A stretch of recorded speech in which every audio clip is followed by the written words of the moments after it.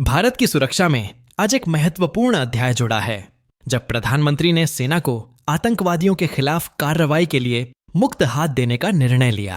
पहलगाम में हुए आतंकी हमले के बाद प्रधानमंत्री नरेंद्र मोदी ने एक हाई लेवल मीटिंग में विभिन्न सुरक्षा अधिकारियों के साथ बैठक की।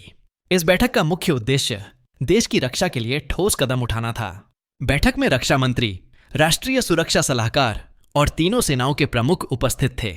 इन नेताओं की एकजुटता यह दर्शाती है कि वे देश की सुरक्षा को प्राथमिकता देने में गंभीर हैं। मोदी ने कहा कि हमें आतंकवाद के खिलाफ कठोर कदम उठाने की आवश्यकता है और इसके लिए सेना को पूरी आजादी दी गई है कि वह अपना तरीका और समय स्वयं तय करे। यह निर्देश इस बात को दर्शाता है कि केंद्र सरकार सेना की क्षमताओं पर पूरा विश्वास करती है।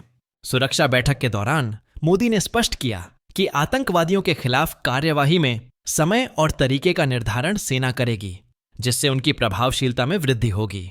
यह कदम उन आतंकियों के खिलाफ एक सशक्त प्रतिक्रिया है जिन्होंने निर्दोष लोगों का जीवन संकट में डाल दिया।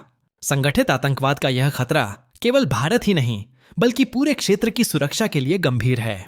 इसलिए सरकार ने यह ठान लिया है कि इस प्रकार की गतिविधियों को रोकने के लिए कठोर कदम उठाने होंगे।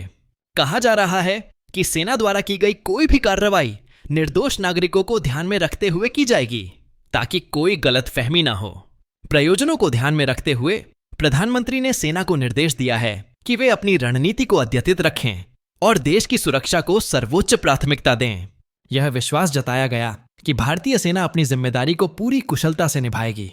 इसलिए इन कार्रवाइयों के परिणाम देश की सुरक्षा के लिए महत्वपूर्ण हो सकते हैं। अंततः यह स्पष्ट है कि प्रधानमंत्री मोदी की इस पहल का उद्देश्य एक मजबूत और निर्णायक कार्रवाई को सुनिश्चित करना है। जो लोग राष्ट्र की शांति और सुरक्षा में बाधा डालने का प्रयास करते हैं, उन्हें यह स्पष्ट संदेश दिया जाएगा कि भारत में उनके लिए कोई स्थान नहीं है।